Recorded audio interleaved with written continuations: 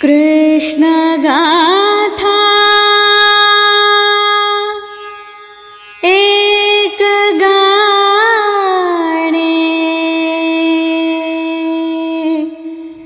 जाडते वैखरी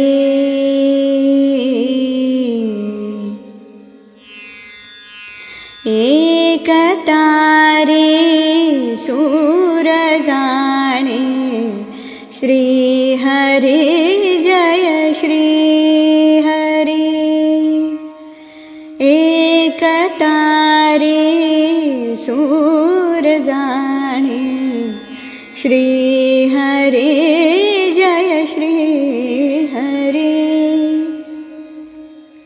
तू सखा तू पाठी राखा तूच माझा ईश्वर।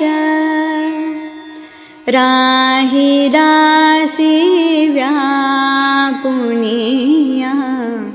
तूच माझे अंतर। आळवीते नाम जाला अमृताची माधुरी।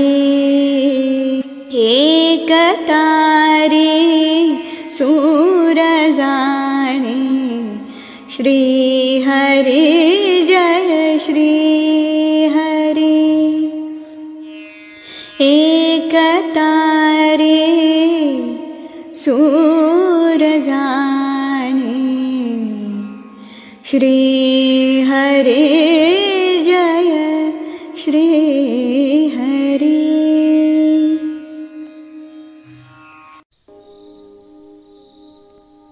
नमस्कार.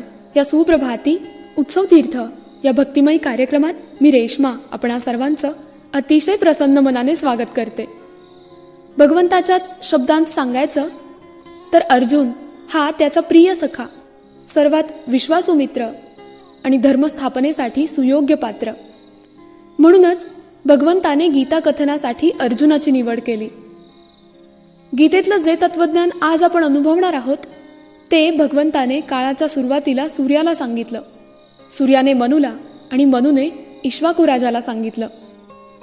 कालांतराने ही प्रक्रिया खंडित झाली. आज पुन्हा भगवंत तीच अर्जुनापुढं विशद करतोय. हे सारं भगवंताने कथन केलं गीतेतल्या 4थ्या अध्यायात, ज्याचं शीर्षक आहे ज्ञान कर्म संन्यास योग, ज्यात 42 श्लोकांचा अंतर्भाव आहे. उत्सव तीर्थाच्या व्यासपीठावर आज माधवीताई गीतेतलं हेच तत्वज्ञान आपल्या पुढं उलगडणार आहेत. तेव्हा आता अधिक वेळ न घालवता आपण सुरुवात करूयात आपल्या आजच्या प्रवचनाला. उत्सव तीर्थ गीताबोध, निर्मिती साहित्य उत्सव, प्रवचनकार श्रीमती माधवीताई जोशी, पार्श्वगायन हर्षदा गायकवाड, तांत्रिक सहाय्य विद्या पाटील, प्रमोद पांढरे. तर ऐकूयात उत्सव तीर्थ गीताबोध भाग 5.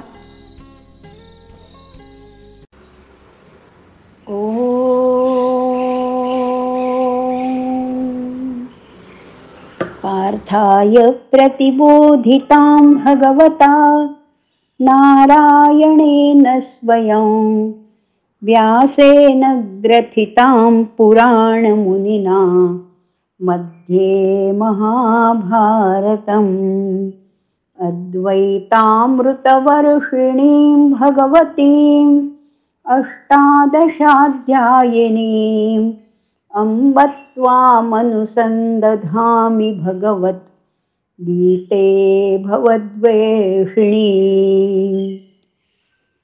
नमोऽस्तु ते व्यासविशालबुद्धे फुल्लारविन्दायतपत्रनेत्र येन त्वया भारततैलपूर्णः प्रज्वालितो ज्ञानमयः प्रदीपः प्रपन्नपारिजाताय स्तोत्रवेत्रैकपाणये ज्ञानमुद्राय कृष्णाय गीतामृतदुहे नमः। वसुदेवसुतं देवं कंसचाणूरमर्दनं देवकी परमानन्दं कृष्णं वन्दे जगद्गुरुं। मूकं करोति वाचालं पङ्गुल्लङ्घयते गिरिं यत्कृपातमहं वन्दे परमानन्दमाधवं। नारायणं नमस्कृत्य नरं चैव नरोत्तमं देवीं सरस्वतीं व्यासं ततो जयमुदीरयेत्। ओम श्री परमात्मने नमः। नमस्कार रसिक श्रोते हो,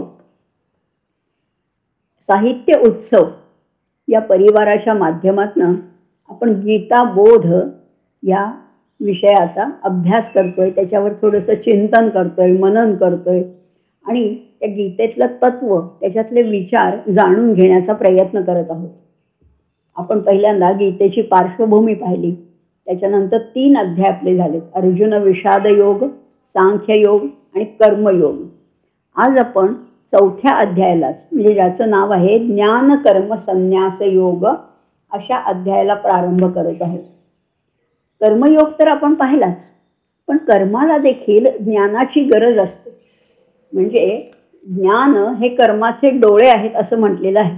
आणि ह्या ज्ञान कर्म संन्यासामध्ये भगवंतांनी कितीतरी महत्त्वाचे सिद्धांत किंवा लोकप्रिय जे सगळ्यांना माहिती आहेत असे श्लोकांचे सुद्धा उल्लेख केलेला आहे आणि असे श्लोक या अध्यायात आलेले आहेत. आता या अध्यायाची सुरुवात करताना भगवंत अर्जुनाला काय सांगतायत तेही आपण बघणार आहोत. भगवंत पहिलाच अर्जुनाने कुठलाही प्रश्न विचारलेला नाहीये, पण भगवंत अर्जुनाला सांगतायत की हा जो तुला योग सांगतोय ना मी आत्ता, तो मी पूर्वी सूर्याला सांगितलेला आहे. भगवंत म्हणतात इमं विवस्वते योगम प्रोक्तवानः मम व्ययम विवस्वान मनवेप्राह मनुरिक्ष्वा कवे ब्रवीत.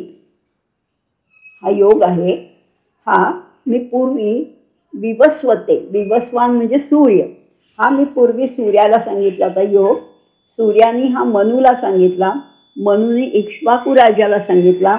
अशी ही परंपरा चालत होती आणि अशी परंपरा चालत असताना मध्यंतरी काही काळापूर्वी ही परंपरा खंडित झाली आणि बरीच त्याच्यामध्ये जवळजवळ 88 पिढ्या ही परंपरा खंडित झालेली होती. त्याच्यानंतर आता पुन्हा तोच योग मी तुला आता पुन्हा सांगतोय, नव्याने सांगतोय असं भगवंत त्याला सांगताय.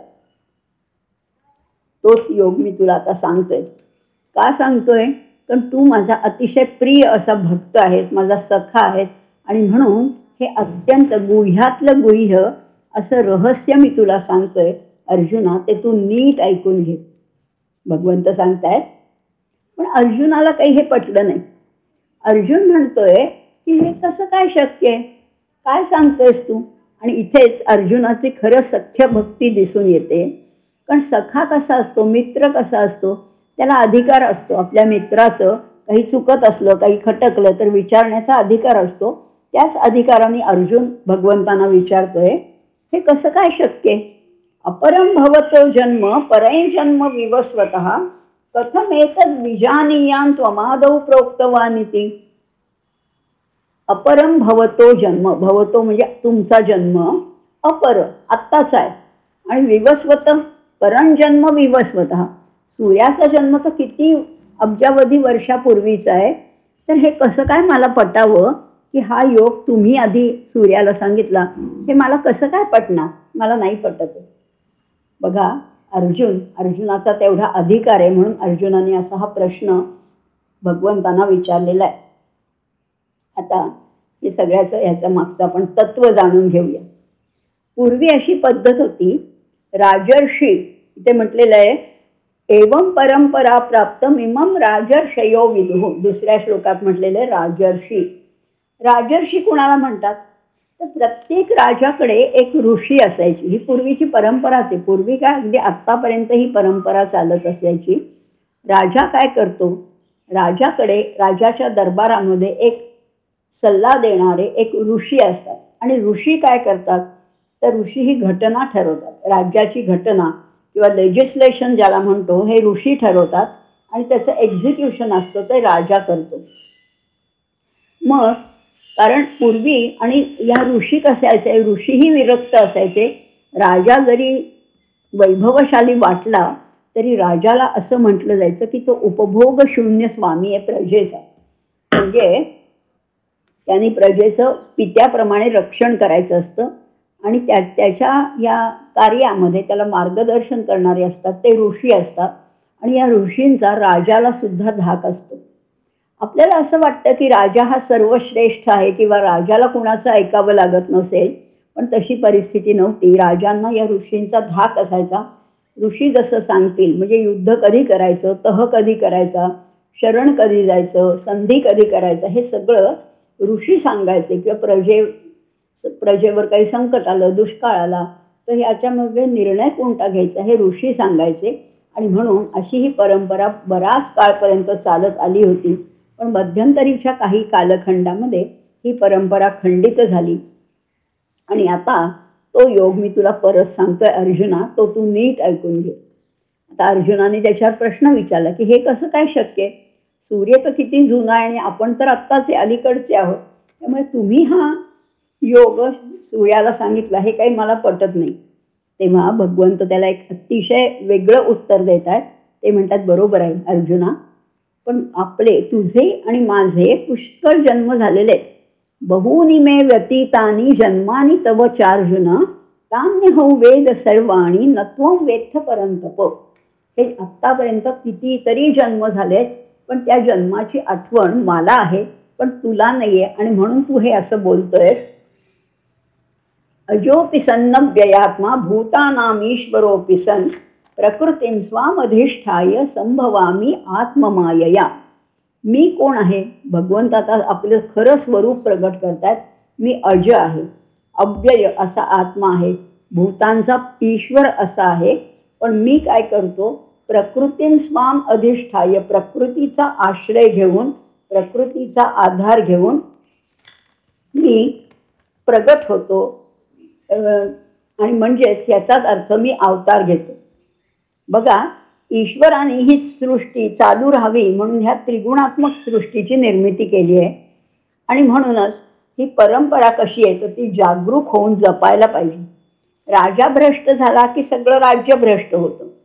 समाज मोहग्रस्त झाल्यामुळे पुष्कळ काळ मधला व्यर्थ गेला आणि ही निष्काम कर्मयोगाची परंपरा खंडित झाली होती. पण आता अर्जुनाच्या योगाने आता मी पुन्हा ते सांगतोय. आणि अनासक्त योग ही गीतेने जगाला दिलेली एक फार मोठी देणगी आहे. आता भगवंत आपलं खरं रूप उलगडून सांगतायत. ते म्हणतात की पूर्वजन्माचं स्मरण मला आहे पण तुला नाहीये. कारण अर्जुन हा देहबुद्धीच्या पातळीवर विचार करतोय, पण भगवंत मात्र आत्मबुद्धीच्या पातळीवरनं त्याला उत्तर देत आहेत. भगवंत म्हणतायत की माया, इथे म्हटलेलं ना संभवाम्यात्म मायया. माया काय आहे, माया ही परमात्म्याची सुप्त अशी आत्मशक्ती आहे. आणि परमात्म्याची ज्ञानशक्ती जेव्हा कार्यरत होते तेव्हा तिला प्रकृती म्हणजे प्रकृती असं म्हटलं जातं. आणि ईश्वर सुद्धा स्वतःच्या इच्छेने प्रकृतीचा अंगीकार करतो, म्हणजे सगुण साकार रूप धारण करतो, म्हणजेच जन्मतो, किंवा अगदी आपल्या भाषेत म्हणायचं झालं तर तो अवतार घेतो. कृष्णाचा सुद्धा हा अवतार आहे, 8वा हा अवतार आहे. आणि अवतार या शब्दाची जर का व्युत्पत्ती पाहिली तर अव अधिक तृ धातू आहे. अव अधिक तृ म्हणजे खाली उतरणं. परमात्मा म्हणजे कोण आहे तर ती ही विश्वचालक शक्ती आहे. ती आकारात येते, ती देहात येते, म्हणजेच त्याचं अवतरण होतं. आता हे करण्यासाठी कोणतं तरी कारण लागतं, कोणत्या तरी कार्यासाठी ही विश्वशक्ती अवतार घेते. आणि हे कार्य म्हणजे काय आहे तर ती धर्म संस्थापना आहे. आता आपण लोकप्रिय एका श्लोकाकडे जाणार आहोत. हे धर्म कार्य म्हणजे काय आहे धर्म संस्थापनेचं कार्य म्हणजे काय आहे तो श्लोक आहे, सगळ्यांना परिचित आहे. यदा यदा हि धर्मस्य ग्लानिर्भवति भारत अभ्युत्थानम अधर्मस्य तदात्मानं सृजाम्यहम्. यदा यदा, जेव्हा जेव्हा, प्रत्येक युगामध्ये जेव्हा धर्माला ग्लानी येते, धर्माला ग्लानी येते म्हणजे काय, ती समाज रचना आहे ती फुटून जाते, विस्कळीत होते, म्हणजे सगळीकडे अधर्म माजतो, समाज जीवन अनेक कारणांनी विस्कळीत होतं. अशा परिस्थितीला गीता धर्मग्लानी म्हणते. अशा वेळेला समाज पुरुष सुद्धा गोंधळून जातो. तेव्हा नव्या परिस्थितीमध्ये या समाज बांधणीचं कार्य करावंच लागतं. आणि जेव्हा जेव्हा धर्मसंस्थापना करावी लागते तेव्हा हेच तत्वज्ञान नव्या संदर्भात, नव्या अवतारात पुन्हा मानवी समाजापुढे येत असतं. आणि म्हणून भगवंत म्हणतात, यदा यदा हि धर्मस्य ग्लानिर्भवति भारत. धर्माला ग्लानी येते म्हणजे ही समाज बांधणी विस्कळीत होते. अभ्युत्थानम अधर्मस्य, तेव्हा त्या अधर्माला उखडून लावण्यासाठी, अधर्माचं प्राबल्य जे आहे ते कमी करण्यासाठी, नाहीसं करण्यासाठी, तदा तदा म्हणजे तेव्हा, आत्मानं अहम सृजामी, तेव्हा मी स्वतःला प्रगट करत असतो.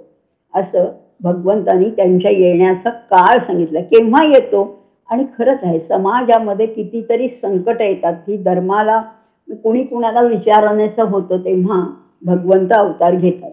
आता कालखंड सांगितलाय, आता पुढच्या श्लोकामध्ये भगवंत त्याचा हेतू सांगतात त्यांच्या अवताराचा. तोही आपल्या सगळ्यांना परिचित आहे. काय आहे तो, परित्राणाय साधूनां विनाशाय च दुष्कृतां धर्म संस्थापनार्थाय संभवामी युगे युगे. कशासाठी अवतार घेत आहेत बघा, इथे म्हटलेलं आहे प्रकट होण्याचे 3 हेतू आहेत, 3 प्रकारचे हेतू आहेत. पहिला आहे परित्राणाय साधूनां, म्हणजे सज्जनांचं रक्षण करायचंय. विनाशाय च दुष्कृतां, दुष्टांचं निर्दालन करायचंय. आणि तिसरा हेतू म्हणजे धर्माची सुप्रतिष्ठापना करण्यासाठी मी प्रत्येक युगामध्ये अवतार घेत असतो. आता इथे माऊलींनी पण ह्याचं फार सुंदर अनुवाद केलेला आहे. धर्माची वाट मोडे अधर्माची शीग चढे ते आम्हा येणे घडे संसार स्थिती. असे हे भगवंत अवतार घेत असतात. बघा ना, आता या काळामध्ये, या द्वापार युगामध्ये सगळे राक्षस अगदी उन्मत्त झाले होते. कंस काय, जरासंध काय, शिशुपाल काय, दुर्योधन काय, हे सगळे उन्मत्त झाले होते. आणि हा दुर्जनांचा जो अधर्म आहे तो अगदी शिगेला पोचला होता. अशा दुष्टांचं हनन करण्यासाठी, त्यांचं निर्मूलन करण्यासाठी भगवंत अवतार घेतात असंही म्हटलेलं आहे. आता हा धर्म म्हणजे कुठला आहे तर मानवता आणि सदाचार हाच खरं तर धर्माचा गाभा आहे. आणि सत्य आणि आत्मौपम्य दृष्टी हीच धर्माची मुख्य अशी तत्व आहेत. आता ह्या धर्माच्या संस्थापनेसाठी मी अवतार घेतो असं म्हटलेलं आहे. भगवंत पुढे म्हणतात की जन्म कर्मच मे दिव्यमेवैयो वेत्ति तत्वतः त्यक्त्वा देहं पुनर्जन्म नैति मामेति सोऽर्जुन. माझा जन्मही अलौकिक आहे, माझी कर्मही अलौकिक आहेत, असं जो तत्वतः जाणतो त्याला त्यक्त्वा देहं पुनर्जन्म, त्याला शरीराचा त्याग केल्यानंतर सुद्धा पुनर्जन्म प्राप्त होत नाही. म्हणजेच याचाच अर्थ तो जन्म मरणाच्या बंधनातून पूर्णपणाने मुक्त होतो. आता ही भगवंतांची अलौकिक कर्म कुठली आहेत आपल्याला माहिती आहे. जेव्हा वसुदेव त्या मथुरेहून त्या गोकुळामध्ये निघाले होते तेव्हा यमुनेला पूर आला होता. पण ह्या भगवान श्रीकृष्णाचा टोपलीत त्या बाळाला ठेवलं होतं. त्या बाळाच्या पायाचा अंगठा मात्र त्या यमुनेलाच्या पाण्याला स्पर्श झाला आणि त्या यमुनेने वाट करून दिलेली आहे. हे अलौकिकच कार्य म्हणावं लागेल. किंवा त्या पूतना राक्षसी या बाळाचा जीव घेण्यासाठी आली होती तेव्हा त्या पूतनेचाच वध करण्याचं कार्य हे देखील अलौकिकच आहे. अशी अनेक अलौकिक कार्य या भगवंतांनी, या श्रीकृष्णाने त्याच्या अवतारामध्ये अगदी लहानपणापासून, बालपणापासूनच केलेली आहे. आता भगवंत पुढे म्हणतात वीत राग भयक्रोधा मन्मया मामुपाश्रिताः बहवो ज्ञान तपसा पूता मदभावम आगताः. वीत, वीत म्हणजे निघून गेलेले. काय काय निघून गेलेले? राग, भीती आणि क्रोध. वीत राग. आता राग म्हणजे आपल्या मराठीतला राग नाही बरं का, इथे अनुराग म्हणजे आसक्ती असा अर्थ घ्यायचा आहे. ज्याची आसक्ती नाहीशी झाली आहे, ज्याला भय उरलं नाही, ज्याला क्रोध नाही, असे जे कोणी ज्ञानाने पूत झालेले, पवित्र झालेले, ज्ञान तपसा पूता असे मला येऊन मिळतात आणि त्यांचा मी उद्धार करतो असं म्हणतात भगवंत. पण सगळ्यांचा कसा करतात उद्धार? भगवंत पुढे म्हणतात, ये यथा माम प्रपद्यन्ते तांस तथैव भजाम्यहम. तुम्ही ज्या भावाने माझी भक्ती करा तसं तसं मी तुम्हाला फळ प्राप्त करून देतो. आणि हेही लक्षात ठेव अर्जुना, मम वर्तमानुवर्तन्ते मनुष्याः पार्थ सर्वशः. मी दाखवलेल्या मार्गावरूनच ही सगळी माणसं चालत असतात. त्यामुळे जसा भाव तसा देव भेटत असतो असंही इथे या 11व्या श्लोकामध्ये म्हटलेलं आहे. आता हे सगळं करण्यासाठी धर्म ही पुन्हा पुन्हा हा शब्द येणार आहे. धर्म हा कोण आहे? तर धर्म जर का पती असेल तर सदाचार संपन्न नीती ही त्याची पत्नी आहे. आणि जिथे धर्म असेल तिथे आपोआप नीती येतेच. धर्माला अनुसरून ती नीती वागत असते. आणि म्हणून असं म्हटलेलं आहे, जिथे धर्म तिथे नीती, जसा भाव तसा देव. आता भक्त मला जसे जसे भजतात त्यांना तसा तसा मी पावतो. जर का भक्तांनी क्षुद्र फळाची अपेक्षा ठेवून भगवंताला काही मागितलं तर मी तसं फळ देतो. कुणी सत्ता मागतं, कुणी संपत्ती मागतं, कुणी मूलबाळ मागतं, कुणी नोकरी मागतं, मी तसं तसं देतो. पण एक लक्षात ठेवा, क्षुद्र फळाची आशा ठेवून जर का भगवंताला शरण गेलं तर तो तेवढंच फळ देतो. पण तुम्ही जर का त्याला काही मागितलंच नाही तर मात्र तो भरभरून फळं देतो. असंही एक वचन आहे की नमागे तयाची रमा होय दासी. आणि म्हणून भक्त सुद्धा जसा भगवंताविना व्याकुळ होतो तसंच भगवंताला सुद्धा त्या भक्ताची ओढ असते असंही म्हटलेलं आहे. आणि हा भगवंत असा प्राप्त होतो. पुढे भगवंत म्हणताय की चातुर्वर्ण्यम मया सृष्टम गुणकर्म विभागशः तस्य कर्तारमपि मां विद्य कर्तारमव्ययम्. चातुर्वर्ण्य, चातुर्वर्ण्य हा आजकाल वादाचा विषय जरी असला तरी भगवंत म्हणतात हे चातुर्वर्ण्य गुणकर्माच्या विभागानुसार मीच ठरवलेले आहेत. त्याचा कर्ताही मीच आहे आणि त्याचा अकर्ताही मीच आहे असंही म्हटलेलं आहे. जसे हे चातुर्वर्ण्य माणसामध्ये असतात तसे सगळ्या सृष्टीमध्ये सुद्धा चातुर्वर्ण्य आहेत बरं का. पशु पक्षी वनस्पती या सगळ्यामध्ये चातुर्वर्ण्य आहेत. कबूतर, ससाणा, घार आणि कावळा. म्हणजे कबूतर हा ब्राह्मण आहे, ससाणा हा क्षत्रिय आहे, घार ही वैश्य आहे आणि कावळा हा शूद्र आहे असं पक्ष्यामध्ये. तर पिंपळ हा ब्राह्मण आहे, कडुनिंब हा क्षत्रिय आहे, चिंच ही वैश्य आहे आणि बाभूळ हे शूद्र आहे. असं जर का विभागणी केली तर ही संपूर्ण सृष्टी या चातुर्वर्ण्यांनी व्यापलेली आहे. आणि याच्यासाठी अशी एक गंमत म्हणून फक्त सांगते, या गीतेमध्ये तसं आलेलं नाही आहे, पण एक सगळ्यांना एक मंत्र दिला बरं. या संपूर्ण सृष्टीतल्या मानव जातीला एक मंत्र दिला. तो मंत्र असा होता की सदा चरणात राहा, सदा चरणात राहा असा मंत्र दिला. त्याचं 4 वर्णांनी 4 वेगवेगळ्या प्रकारचा अर्थ काढला. ब्राह्मणांनी काय त्याचा अर्थ काढला? सदा चरणात राहा म्हणजे नेहमी आचार विचार तुमचे शुचिरभूत असावेत, सदाचरणामध्ये तुम्ही राहावं. तोच अर्थ क्षत्रियाने काय घेतला? सदाच रणात राहा. सदाच म्हणजे नेहमी तुम्ही रणात राहा, म्हणजे नेहमी युद्धभूमीवर तुमचं असू दे, तुमचं कर्तव्य कर्म तुम्ही पार पाडा. वैश्याने काय अर्थ घेतला? सदा चरण्यात राहा म्हणजे सदा चरत राहा, म्हणजे सदैव पैसे मिळवत राहा असा वैश्याने अर्थ घेतला. तर शूद्राने असा अर्थ घेतला सदा चरणात राहा. चरण म्हणजे पावलांपाशी आणि शूद्र त्याची जागा पावलापाशी आहे असंही म्हटलं जातं. असं हे गंमत आहे, अर्थात हे गीतेत नाही आलेलं. पण भगवंत म्हणतात चातुर्वर्ण्य मया सृष्टं गुण कर्म विभागशः. आणि या जसा भाव तसा देव हे आपण पाहिलंच. म्हणजे बघा, आपण मूर्तीची पूजा करतो, गणपतीची असेल, दत्ताची असेल, शंकराची असेल, विष्णूची असेल, कुठल्या तरी मूर्तीची पूजा करतो. पण त्याच्यामध्ये भाव असला पाहिजे.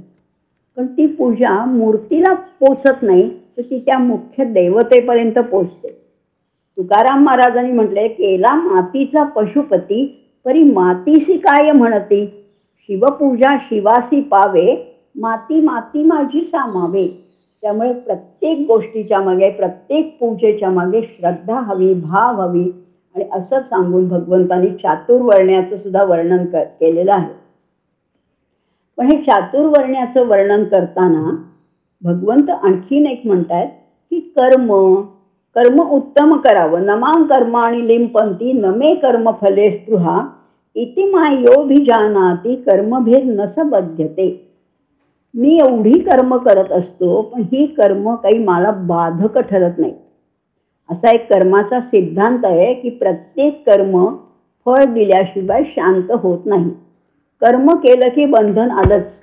चांगलं कर्म केलं की चांगलं बंधन आहे, वाईट कर्म केलं की वाईट बंधन आहे, पण बंधन आहेच.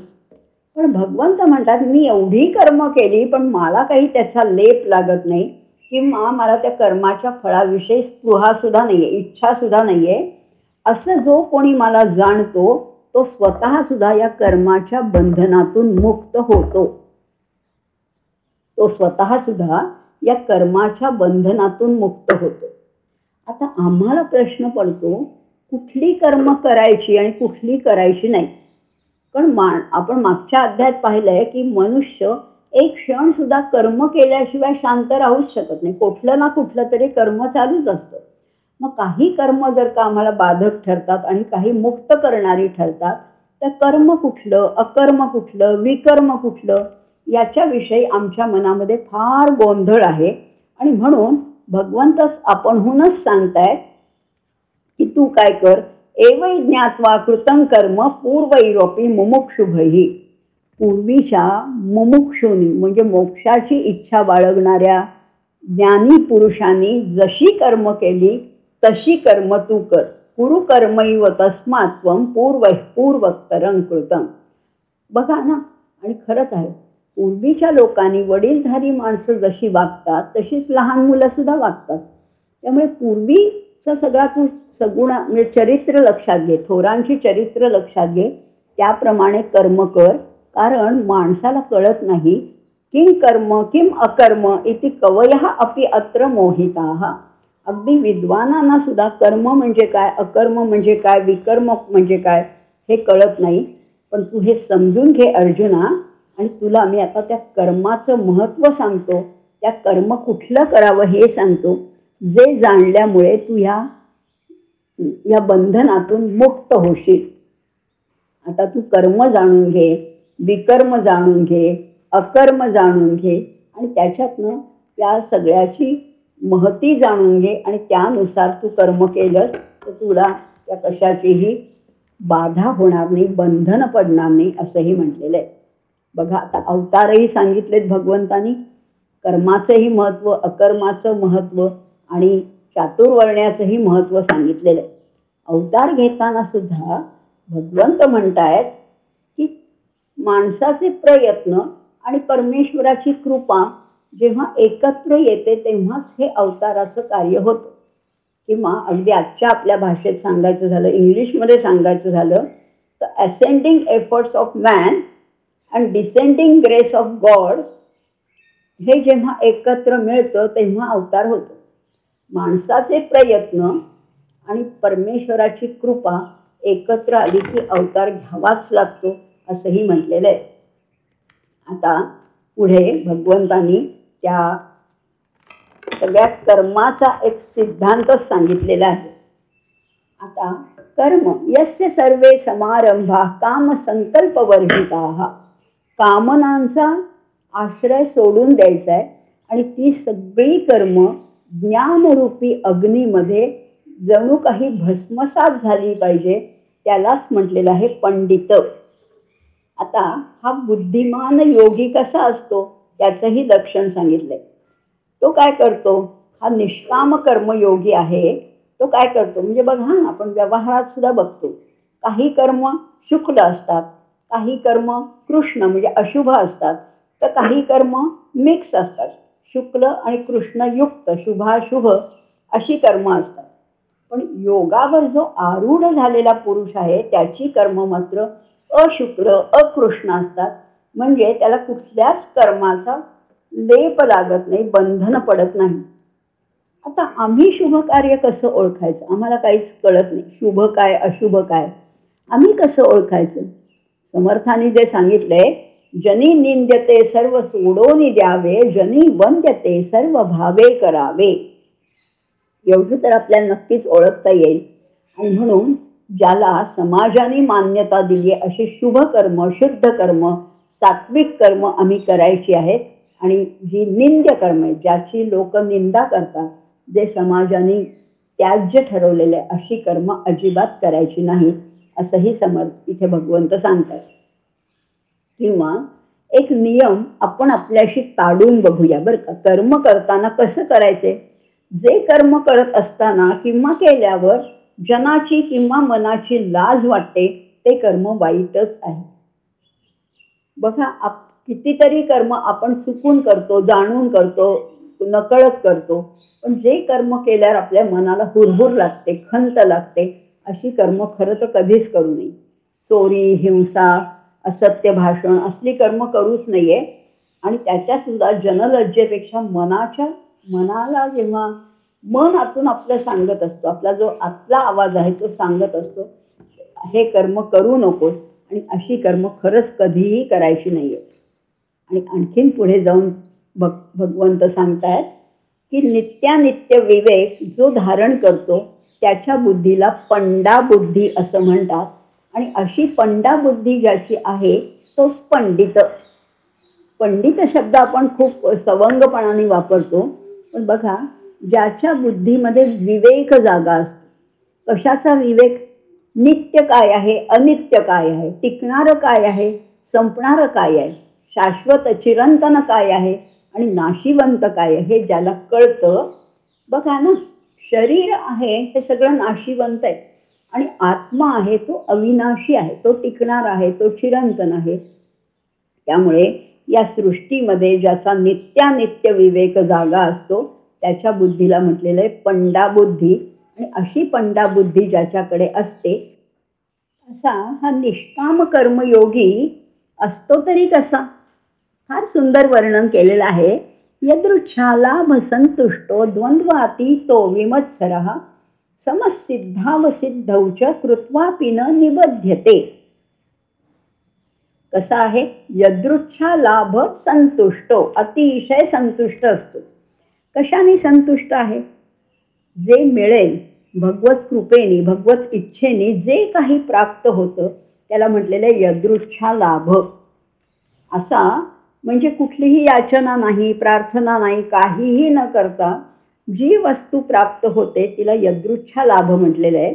असं, किंवा तुकाराम महाराज आमचे म्हणतात, ठेविले अनंते तैसेची राहावे, चित्ती असू द्यावे समाधान. हा तसाच असतो, जे मिळेल त्याच्यामध्ये समाधानी. एखाद्या दिवशी पंचपक्वान्न मिळतील, एखाद्या दिवशी शिळी भाकरी मिळेल, एखाद्या दिवशी सुख येईल, एखाद्या दिवशी दुःख येईल, वाट्याला काय येईल सांगता येत नाही. संकट आलं तरी सुद्धा त्याचा अत्यंत आदराने स्वीकार करायचा आहे. असा जो यदृच्छा लाभ संतुष्टो, जे मिळेल त्याच्यामध्ये स्थिर राहायचं, संतुष्ट राहायचं. अहो, आपले कितीतरी थोर शूर योद्धे किंवा अगदी राजकारणातल्या थोर व्यक्ती, अगदी लोकमान्य टिळक घ्या, त्यांच्याकडे चित्ताची अद्भुत अशी स्थिरता होती. ते म्हणायचे, तुरुंग म्हणजे तर माझी विश्रांती आहे, इथे राहून मला उलट कितीतरी कामं करता येते. किती स्थिर बुद्धी आहे, किती यदृच्छा लाभ संतुष्टो. हार तुरे सन्मानही त्यांना मिळाले आणि तुरुंगावासही भोगायला लागला, पण दोन्हीमध्ये ते समवृत्ती होते, स्थिर चित्त होते, यदृच्छा लाभ संतुष्ट होते, असंही म्हणता येईल. आणि पुढे म्हणलंय द्वंद्वातीतो. सृष्टीमध्ये अनेक द्वंद्व आहेत बरं का. अनेक परस्पर विरोधी गोष्टी आहेत. निंदा आहे, स्तुती आहे, अनुकूल आहे, प्रतिकूल आहे, शीत आहे, उष्ण आहे, मान आहे, अपमान आहे, अशा अनेक गोष्टी असल्या तरी हा जो आहे निष्काम कर्मयोगी या द्वंद्वाच्याही पलीकडे गेलेला आहे. बरं, त्याच्याही पलीकडे जाऊन तो कसा आहे, विमत्सर आहे. त्याला कुणाचा मत्सर वगैरे नाही वाटत, कारण त्याचं स्वतःचंच आचरण इतकं व्यापक आहे आणि धर्माच्या अधिष्ठित आहे. त्यामुळे व्यक्तिगत वैर, मत्सर, द्वेष याच्या अगदी पलीकडे तो गेला असतो आणि सिद्धी प्राप्त होवो किंवा असिद्धी प्राप्त होवो, दोन्हीकडे तो अतिशय स्थिरबुद्धी असतो. कधी यश मिळेल, कधी मिळणार नाही, नेहमीच यश मिळेल अशीही खात्री नसतेच. कधी अनुकूल असेल, कधी प्रतिकूल असेल, असा तो त्या द्वंद्वाच्या पलीकडे गेला असतो. तो मात्र कुठलीही कर्म करत असताना त्याच्यामुळे बांधला जात नाही, त्याला त्या कर्माचा लेपही लागत नाही, असंही म्हटलेलं आहे. कृत्वापि न निबध्यते. मग हा कसा असतो, गतसंगस्य मुक्तस्य ज्ञानावस्थित चेतसः. ज्ञानाच्या अवस्थेमध्ये तो स्थिर असतो, त्याचा संग नाहीसा झालेला असतो, तो निस्संग आहे, मुक्त आहे. आणि आणखीन एक फार महत्त्वाची गोष्ट याच्यामध्ये सांगितली आहे, त्याची सगळी कर्म आहेत ना, ती सगळी कर्म यज्ञकर्मच होऊन जातात. यज्ञायाचरतः कर्म समग्रम प्रविलीयते. प्रत्येक कर्म हे यज्ञकर्मच त्याचं होऊन जातं. म्हणजे असं म्हटलेलं आहे, आत्मज्ञान हे कशावर अवलंबून नसतं, श्रेष्ठतेवर, वयावर, रूपावर असं अवलंबून नसतं. तर आत्म्यावर असलेल्या श्रद्धेमुळे, सातत्याने, विश्वासाने, अभ्यास आणि सातत्याने आत्मज्ञान मिळवलं तर ते प्राप्त करून घेता येतं. असा हा गतसंग, मुक्त, ज्ञानामध्ये स्थिर झालेला आणि त्याची प्रत्येक कर्म हे यज्ञकर्म असतात. प्रत्येक कर्म यज्ञकर्म म्हणजे कसं, तर कुठलंही कर्म करताना ते निस्वार्थ भावनेने, स्वार्थरहित होऊन आणि परमेश्वराला अर्पण करण्याची जर का भावना असेल तर ते प्रत्येक कर्म त्याचं यज्ञकर्मच होतं. अहो, एवढंच कशाला, साधं जेवणाचं, भोजनाचं कर्म सुद्धा यज्ञकर्म करता येतं.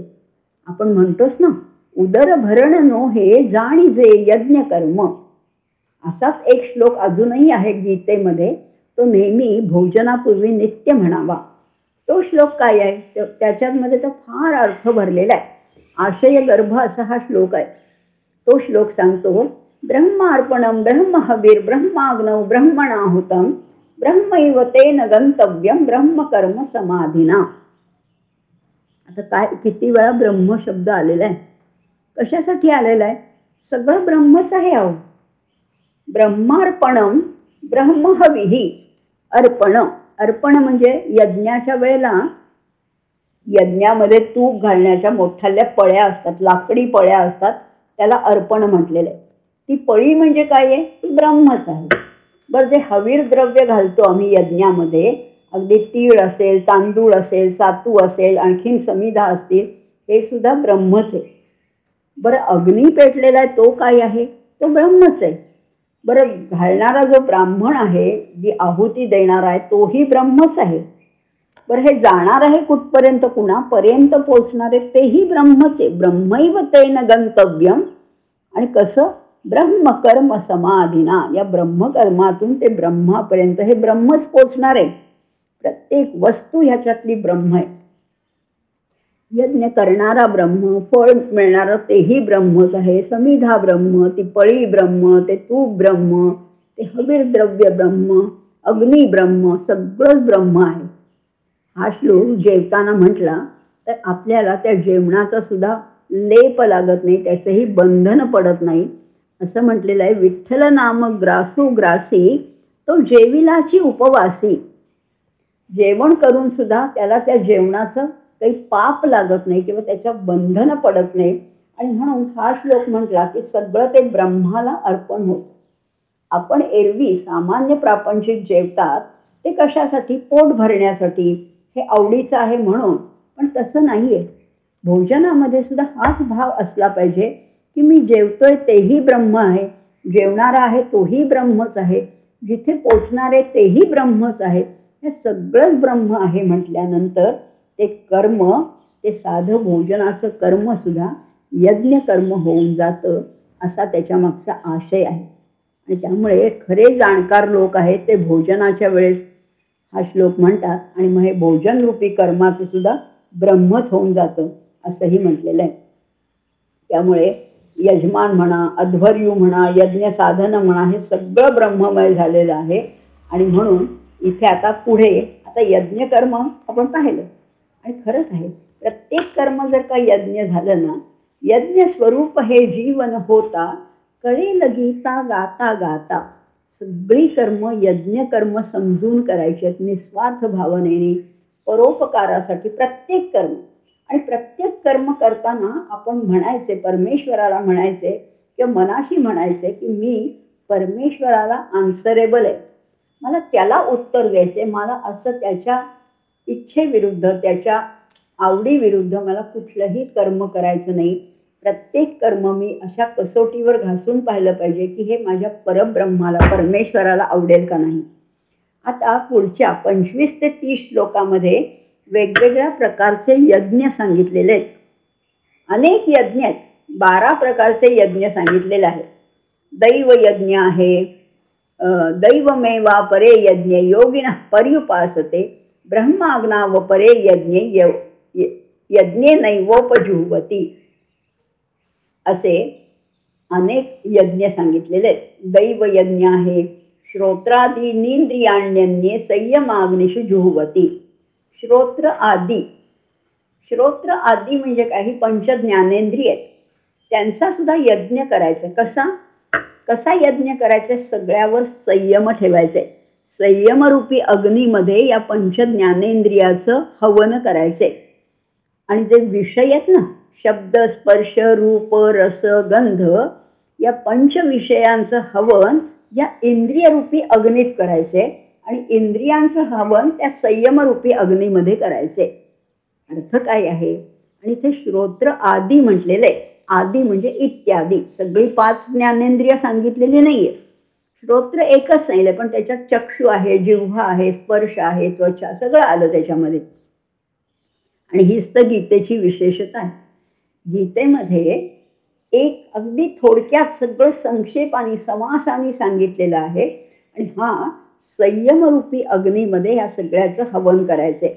बरं, इतर सगळी जी कर्मेंद्रिय सुद्धा आहेत ना, सर्वाणी इंद्रिय कर्माणि प्राणकर्माणि चापरे, म्हणजे सगळी इंद्रिय म्हणजे अगदी ज्ञानेंद्रिय, कर्मेंद्रिय, प्राणकर्म, हे सगळी कशामध्ये त्याचं हवन करायचे, कशामध्ये त्याची आहुती द्यायचे?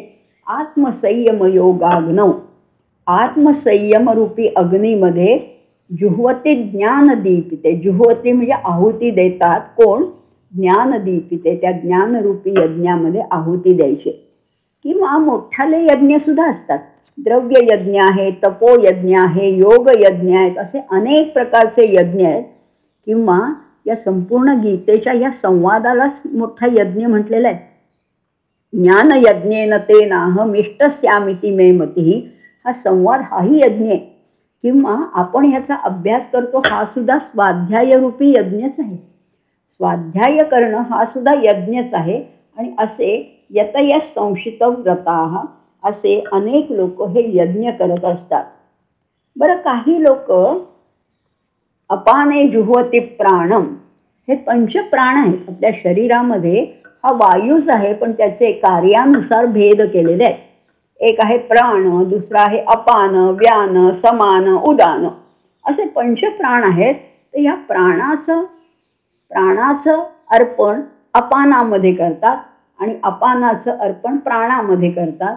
आणि असं करत करत ही प्राण आणि अपान यांची गती रोखून एक प्रकारचा प्राणायाम सुद्धा साधत असतात. प्राणायाम करणं ही सुद्धा एक प्रकारची आहुतीच आहे. किंवा ही संपूर्ण गीता जर का आपल्याला शुद्ध स्पष्ट स्वरामध्ये म्हणता आली तर त्याच्यातनं सुद्धा घडतो तो प्राणायामच आहे. प्राणायाम म्हणजे काय आहे? शेवटी तर या प्राणावर नियंत्रण आहे, श्वासावर नियंत्रण आहे. असं करून जे प्राणापान गती रुद्ध्वा प्राणायाम परायणाः, असे त्या प्राणरूपी यज्ञामध्ये आहुती देत असतात. मग दुसरे काही लोक असतात अपरे, अपरे म्हणजे दुसरे, ते काय करतात, त्यांना हे प्राणापान वगैरे नसलं जमत तरी ते नियताहाराः, आहारावर नियंत्रण करतात. नियमित सीमित आहार घेतात आणि त्याच्या माध्यमातनं, त्या आहाराच्या माध्यमातनं प्राणेषु जुह्वति, प्राणांचं प्राणामध्ये अर्पण करतात, हवन करतात.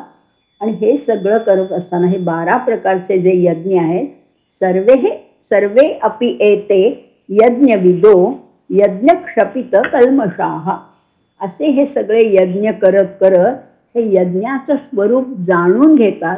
आणि सगळ्यात महत्त्वाची गोष्ट म्हणजे या यज्ञामध्ये क्षपित कल्मषाः, कल्मष म्हणजे पाप सगळी त्यांची जाळून निघतात. म्हणजे असं सगळ्या पापांचा त्यांचा नाश होतो, निराश होतो. असं म्हटलेलं आहे ना, हरी उच्चारणी अनंत पापराशी जातील लयासी क्षणमाते. तसं या सगळ्या पापांचा इथे क्षय होतो, नाश होतो, निराश होतो. आणि हे सगळं करत असताना त्यांनी म्हटलेलं आहे की एकूणच हे जे यतयः प्रयत्नशील जे साधक आहेत, जे कोणी संशित व्रत म्हणजे तीक्ष्ण यज्ञ करणारे, तीक्ष्ण व्रत करणारे, ते सगळे याच्यातनं पूर्णपणाने मुक्त होतात. आपण आता द्रव्य यज्ञ, तपोयज्ञ पाहिले. थोडक्यात अगदी बघूया, द्रव्य यज्ञ म्हणजे काय आहे, तर द्रव्याच्या आधाराने केलेला यज्ञ. द्रव्य म्हणजे पैसा, म्हणजे विहिरी बांधणं, तलाव बांधणं, मंदिर आहे, धर्मशाळा आहे, दान करणं, पाणपोया उभारणं, हा सगळा द्रव्य यज्ञच आहे. त्या द्रव्याला आपल्यासाठी न मानता इतरांसाठी, समाजाचं मानून खर्च करणं हा द्रव्य यज्ञ आहे. तपोयज्ञ कशाला म्हटलेलं आहे, आपल्या स्वधर्म पालनामध्ये ज्या काही अडचणी येतील, जी काही प्रतिकूलता येईल, त्यांना सुद्धा प्रसन्नतापूर्वक सहन करणं, त्यांचाही स्वीकार करणं. दुःख येतात, संकट येतात, अडथळे येतात, पण त्या सगळ्या गोष्टीमध्ये आपल्या कर्तव्यापासून च्युत व्हायचं नाहीये, विचलित व्हायचं नाहीये.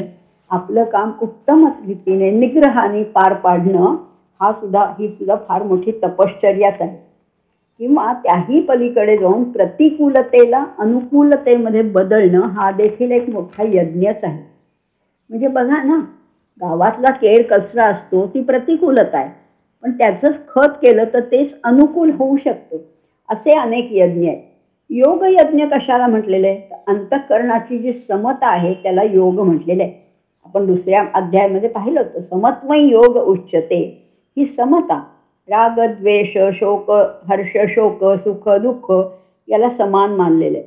आणि स्वाध्याय ज्ञान यज्ञाश्च केवळ लोकहितासाठी, समाजहितासाठी अनेक आध्यात्मिक ग्रंथांचं वाचन करणं, अधिकार असेल तर त्याचं पठण करणं, त्याचं अध्यापन करणं, हा सुद्धा एक ज्ञानयज्ञच आहे.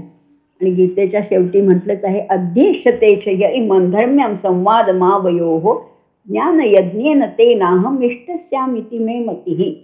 असे हे अनेक यज्ञ आहेत. आणि प्राणायामाचाही यज्ञच करायचा आहे ना. प्राणायामामध्ये सुद्धा 3 प्रकार आहेत. पूरक आहे, कुंभक आहे आणि रेचक आहे. त्याचं प्रमाण ठरवून त्याप्रमाणे श्वासाची गती स्थिर करणं हा सुद्धा एक यज्ञच आहे.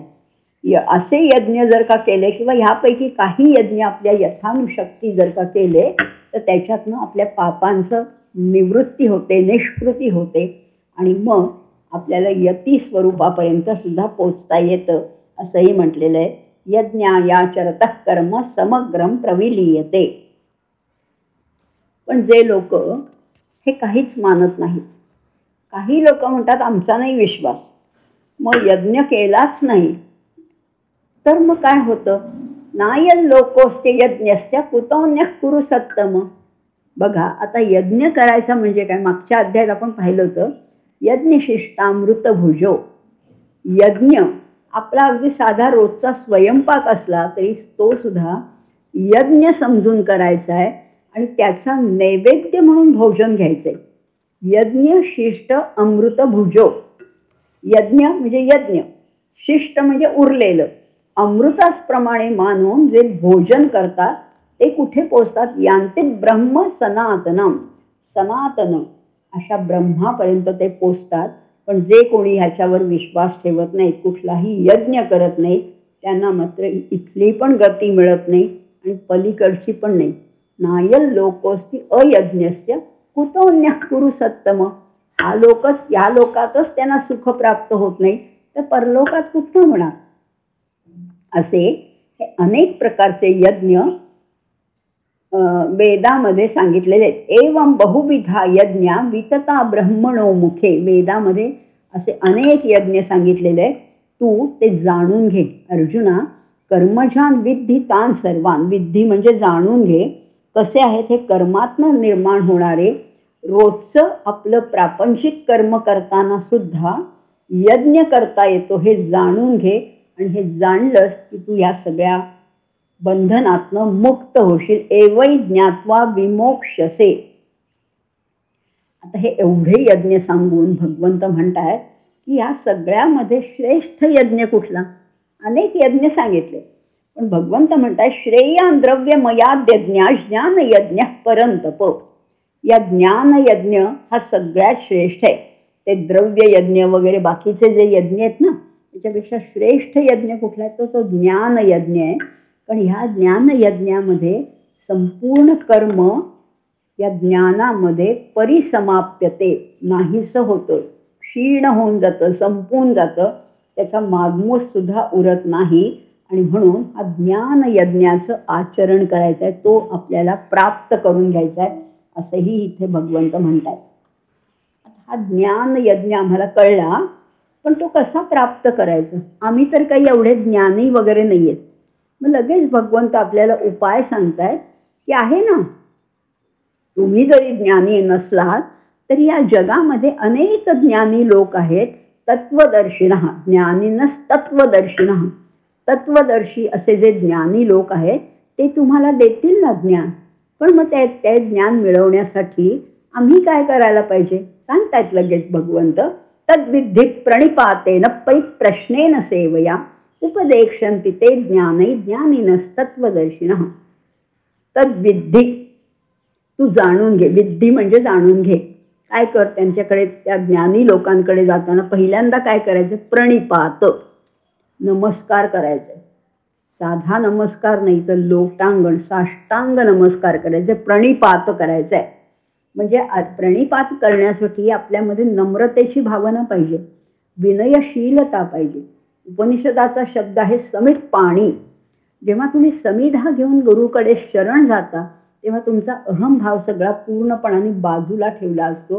आणि म्हणून प्रणिपाताला महत्त्व आहे. पहिल्यांदा त्यांना लोटांगण घाला, नमस्कार करा. दुसरं म्हटलेलं आहे परिप्रश्नेन. नुसताच नमस्कार करून भागणार नाही, त्यांना प्रश्न विचारा. पण प्रश्न कसे विचारा, चौकस बुद्धीने, जिज्ञासेने, ज्ञान मिळवण्याच्या अपेक्षेने परिप्रश्न. परी म्हणजे सगळ्या बाजूनी सर्वांगीण प्रश्न विचारायचे. आणि तिसरी गोष्ट सांगितली सेवया. पूर्वीच्या काळी काही डोनेशन फी वगैरे काही नव्हती. मग गुरूंची काय करायची तर सेवा करायची. त्या सेवेने त्यांना प्रसन्न करून घ्यायचं. म्हणजे ते गुरु आपल्याला भरभरून ज्ञान देतात. आणि म्हणून 3 गोष्टी सांगितल्यात. ज्ञानप्राप्तीसाठी 3 गोष्टी आवश्यक आहेत. प्रणिपात म्हणजे नमस्कार, परिप्रश्न म्हणजे जिज्ञासा, आणि सेवया म्हणजे सेवा. अत्यंत सेवा नम्र भावाने गुरूंना प्रसन्न करून घेतलं तर ते तुम्हाला उपदेक्षन्ति, ते उपदेश करतील. कसे, तत्वदर्शी असे ज्ञानी लोक तुम्हाला उपदेश करतील. ते ज्ञान तुम्हाला तुमच्यापर्यंत पोचेल. आणि हे एकदा मिळालं ना, एकदा ते मिळालं की पुन्हा मोह नाही, पुन्हा या चक्रामध्ये फिरणं नाहीये. पुनर्मोहम एवं यास्यसि पांडव येन भूतान निशेषेण द्रक्ष्यस्यात्मन्यथोमयी. आणि मग तुला ते ज्ञान प्राप्त होईल. आता अर्जुनाच्या मनात प्रश्न येतोय की मी तर पापी आहे, मी तर इतकी युद्ध केले, इतक्या लोकांना मारलेलं आहे. पण भगवंत ओळखतात त्याच्या मनातलं. आणि भगवंत म्हणतात अरे तू असू देस, तू पापी असशील. अपि चेदसि पापेभ्य सर्वेभ्य पाप कृत्तमः. अगदी पाप्यातला पापी जरी तू असशील तरी एक लक्षात घे अर्जुना, सर्व ज्ञान प्लवेनैव वृजिनम संतरिष्यसि. हा ज्ञानाचा अग्नी एकदा खडखडून पेटला ना की त्याच्यामध्ये सगळे पापही नष्ट होतात. आणि ह्या पापरूपी समुद्राच्याही तू पलीकडे जाशील. वृजिनम म्हणजे पाप समुद्र, संतरिष्यसि म्हणजे तरुण जाशील. उदाहरण सांगू का, तुला दृष्टांत देतो. यथै धांसी समिद्धोग्नीर भस्मसात कुरुते अर्जुन.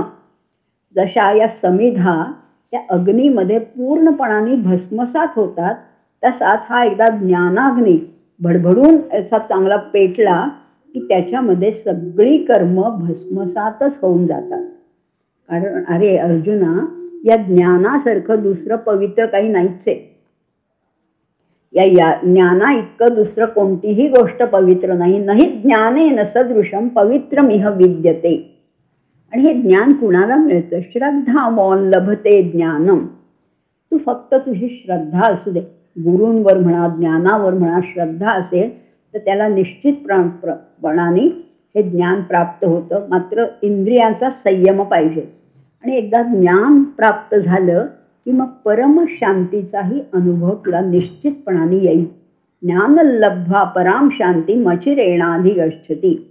मात्र ज्याच्या मनामध्ये संदेह आहे, शंका आहे, संशय आहे, अशा अज्ञ मनुष्याला मात्र हे काहीही मिळणार नाही.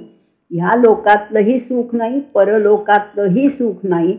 आणि म्हणून अर्जुना, तू काय कर, आत्मवंत न कर्माणि निबध्नन्ति धनंजय. जो आत्मवान झालाय ना, त्याला ही कर्म कधीही बाधक ठरू शकत नाही, त्याचा अडथळा येत नाही.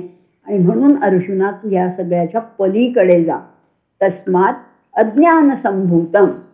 या अज्ञानातून उत्पन्न झालेला जो ज्ञानासीनात्मना, या ज्ञानरूपी असी म्हणजे खड्ग, या असी रूपी खड्गाने हे सगळं अज्ञान आहे ना, हे सगळं नाहीसं करून टाकते, छेदून टाक.